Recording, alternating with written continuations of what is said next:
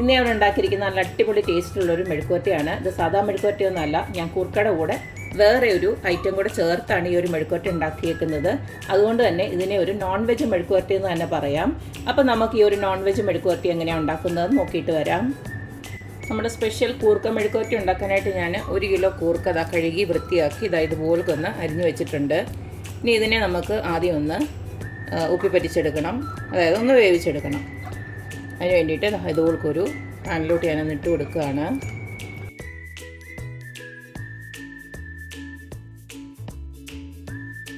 ഇനി ഇതിലേക്ക് നമുക്ക് കുറച്ച് പൊടികൾ ഇട്ട് കൊടുത്തതിന് ശേഷം നമുക്ക് ഇത് ഉപ്പി പറ്റിക്കാനായിട്ട് വെക്കാം. ഞാനൊരു 1/4 ടീസ്പൂണോളം മഞ്ഞൾപ്പൊടി ഇട്ട് കൊടുക്കുന്നുണ്ട്. അതുപോലെ 1 സ്പൂണ് കുരുമുളക് പൊടി ഇട്ട് കൊടുക്കുന്നുണ്ട്. 1/2 സ്പൂണ് ഗരം മസാല ഇട്ട് കൊടുക്കുന്നുണ്ട്. എരിവിന് ആവശ്യമായിട്ടുള്ള മുളക് പൊടി ഇട്ട് കൊടുക്കാം. ഞാനിപ്പോൾ 1 സ്പൂണ് കാശ്മീരി ചില്ലി ഇട്ട് കൊടുക്കുകയാണ്. ഇതിലേക്ക് നമുക്ക് ആവശ്യത്തിനുള്ള ഉപ്പൊടി ഇട്ട് കൊടുക്കാം. ഞാനിപ്പോൾ 1/4 സ്പൂണോളം ഉപ്പിട്ട് കൊടുക്കുന്നുണ്ട്. ഇനി നമുക്കിതെല്ലാം കൂടെ ഒന്ന് ചേർത്ത് ഇളക്കിയതിന് ശേഷം കുറച്ച് വെള്ളം കൂടെ ചേർത്ത് ഇനി ഒന്ന് വേവിക്കാനായിട്ട് വെക്കാം.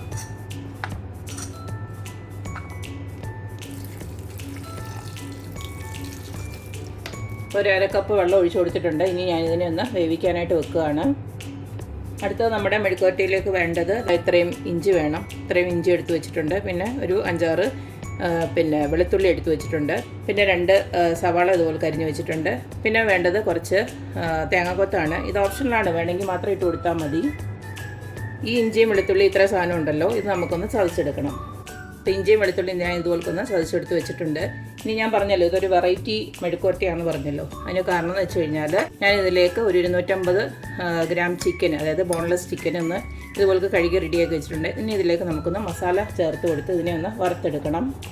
അതിന് തന്നെ കുറച്ച് ഉപ്പിട്ട് കൊടുക്കാം. ഒരു 1/4 ടീസ്പൂൺ ഉപ്പിട്ട് കൊടുക്കുന്നുണ്ട്.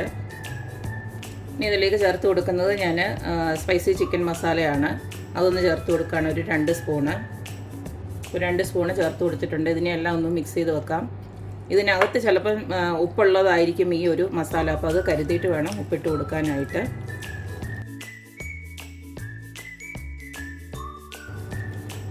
ഇതിനൊരു 10 മിനിറ്റോട്ട് ഇരിക്കട്ടെ. അത് കഴിഞ്ഞ് നമുക്ക് ഇതിനെ ഒന്ന് വറുത്തെടുക്കണം. നമ്മുടെ കൂർക്ക ഉപ്പിൽ പറ്റിക്കാൻ വെച്ചത് വെള്ളമൊക്കെ വറ്റി വെന്ത് വന്നിട്ടുണ്ട്. ഒരുപാട് അങ്ങ് വെന്തളിയുകയും ചെയ്യരുത്, എന്നാൽ വേവുകയും വേണം. ആ ഒരു രീതിയിൽ വേണം വേവിച്ചെടുക്കാനായിട്ട്. ഇതിപ്പോൾ ഞാൻ ഒഴിച്ചു കൊടുത്തത് കറക്റ്റായിരുന്നു. ഒരുപാട് വെന്ത് പോയിട്ടുമില്ല, എന്നാൽ വെന്തിട്ടുമുണ്ട്. ആ ഒരു രീതിയിൽ ആക്കി വെച്ചിട്ട് ഇനിയും ബാക്കി നമുക്ക് ചെയ്യാം. ഇനി നമ്മുടെ സ്പെഷ്യൽ മെഴുക്കുവരട്ടി ഉണ്ടാക്കാനായിട്ട് ഒരു പാൻ അടപ്പിലോട്ട് വെച്ചിട്ടുണ്ട്. ഇതിലേക്ക് ഞാൻ സൺഫ്ലവർ ഓയിൽ ഒഴിച്ചു കൊടുക്കുകയാണ്.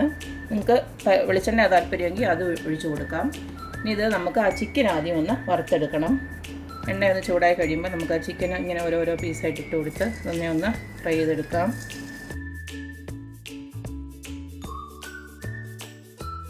ഇതിലേക്ക് നമുക്ക് കുറച്ച് കറിവേപ്പിലയോട് ഇട്ട് കൊടുക്കാം.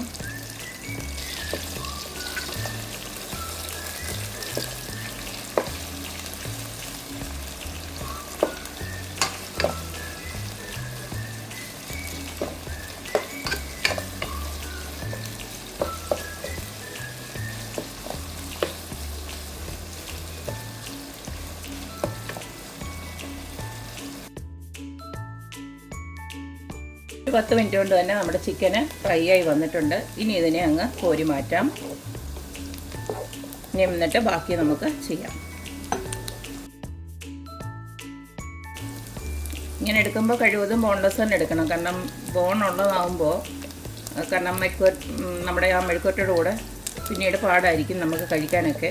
ഇനി ഈ സെയിം എണ്ണയിലോട്ട് തന്നെ നമ്മൾ ബാക്കിയുള്ളതെല്ലാം ഒന്ന് വഴറ്റിയെടുക്കാൻ പോവാണ്. ആദ്യം തന്നെ ഇഞ്ചി വെളുത്തുള്ളിയുടെ ആ ഒരു ക്രഷ് ചെയ്ത് അങ്ങോട്ട് ഇട്ട് കൊടുക്കുകയാണ്.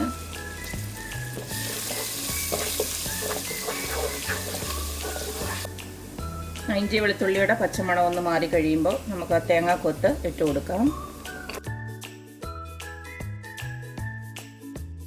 തേങ്ങാക്കൊത്തെല്ലാം നല്ലതായിട്ട് മൂത്ത് വന്നിട്ടുണ്ട്. ഈ സമയം നമുക്ക് ഈ അരിഞ്ഞ് വെച്ചിരിക്കുന്ന സവാള അങ്ങോട്ട് ഇട്ട് കൊടുക്കാം.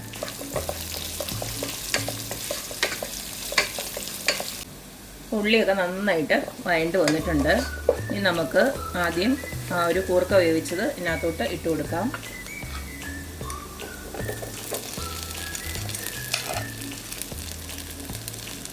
ഞാൻ ഉള്ളിക്കൊന്നും സെപ്പറേറ്റ് ഉപ്പൊന്നും ഇട്ട് കൊടുത്തിട്ടില്ല. കാരണം നമ്മൾ ആ ചിക്കൻ വറുത്തതിൻ്റെ എണ്ണയ്ക്കകത്തായതുകൊണ്ട് നന്നായിട്ട് അതിനകത്ത് ഉപ്പൊക്കെ ഉണ്ട്. ഉപ്പും അതുപോലെ തന്നെ മുളക് പൊടിയുടെ ഒക്കെ ഉണ്ട്. അതുകൊണ്ടാണ് ഞാൻ സെപ്പറേറ്റ് ഒന്നും ഇട്ട് കൊടുക്കാഞ്ഞത്. പിന്നെ ഫൈനലായിട്ട് നമ്മളെല്ലാം ഒന്ന് ഇതുപോലൊക്കെ ഒന്ന് ഇട്ട് കൊടുത്തതിന് ശേഷം വേണമെന്ന് വെച്ച് കഴിഞ്ഞാൽ പിന്നെ നമുക്ക് ഇട്ട് കൊടുക്കാം. ഉപ്പോ എരിവോ എന്തെങ്കിലും വേണമെങ്കിൽ.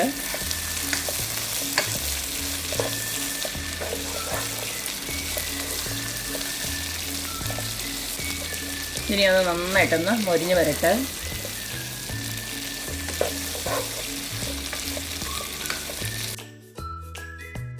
കൂർക്ക ചെറിയ തീയിലിട്ടിട്ട് ഞാൻ ചെറിയ തീയിലിട്ട് ഇതുപോലൊക്കെ നല്ല മൊരിച്ചെടുത്തിട്ടുണ്ട്. ഇത് തന്നെ കഴിക്കാൻ നല്ല സൂപ്പറാണ്. ഇനി നമുക്ക് ഒരു സാധനോടെ നമ്മൾ റെഡിയാക്കി വെച്ചിട്ടുണ്ടല്ലോ, ആ ചിക്കൻ വറുത്തോടെ ഇതിനകത്തോട്ട് അങ്ങോട്ട് ഇട്ട് കൊടുക്കാം. തൃശ്ശൂരുകാരാണ് ഏറ്റവും കൂടുതൽ ഈ ഒരു കൂർക്കയും ബീഫ് പിന്നെ അല്ലെങ്കിൽ പോർക്ക് ഇത് തമ്മിലുള്ള കോമ്പിനേഷൻ വെക്കുന്നത്. ഞാനിത് നേരത്തെ ഒന്ന് ജസ്റ്റ് ഒന്ന് പരീക്ഷിച്ച് നോക്കി. ഈ ഒരു കൂർക്കയും നമ്മുടെ ചിക്കൻ ആകുമ്പോൾ എല്ലാവരും കഴിക്കുമല്ലോ, ആ ഒരു കോമ്പിനേഷനിൽ ഞാൻ ജസ്റ്റ് ഒന്ന് നോക്കിയപ്പോൾ അടിപൊളി ടേസ്റ്റ്. എന്നാൽ പിന്നെ അത് നിങ്ങൾക്കൂടെ കാണിക്കാൻ വേണ്ടി ഞാനിങ്ങനെ കൂർക്ക വാങ്ങിക്കുന്നത് നോക്കിയിരിക്കുമായിരുന്നു. അപാര രുചിയാണ് കേട്ടോ, നല്ല അടിപൊളി രുചിയാണ്. ഈ ഒരു രീതിയിൽ ഉണ്ടാക്കി കഴിഞ്ഞാൽ ഇത് കുട്ടികൾ ഉൾപ്പെടെ എല്ലാവരും കഴിച്ചോളും ഇഷ്ടത്തോടെ. കൂർക്കയ്ക്ക് തന്നെ നല്ല അടിപൊളി രുചിയാണ്. എനിക്കെൻ്റെ ഒരു ഫേവറേറ്റാണ് ഈ കൂർക്ക മെഴുക്ക് വരട്ടി. എൻ്റെ കൂടെ ഇപ്പോൾ ഈ ചിക്കനോട് ചേർത്തപ്പം അപാര രുചിയാണ്. ഇത് മാത്രം മതി ചോറ് കഴിക്കാനായിട്ട്. അപ്പോൾ എല്ലാവരും ഇതൊന്ന് ട്രൈ ചെയ്ത് നോക്കുക, അഭിപ്രായങ്ങൾ അറിയിക്കുക. അപ്പോൾ എപ്പോഴും പറയുന്ന പോലെ തന്നെ എൻ്റെ റെസിപ്പീസ് ഇഷ്ടമുള്ള എല്ലാവരും please like, share and subscribe. അപ്പോൾ ഇനി ഒരു അടിപൊളി വീഡിയോ ആയിട്ട് വരുന്നവരേക്കും ബൈ.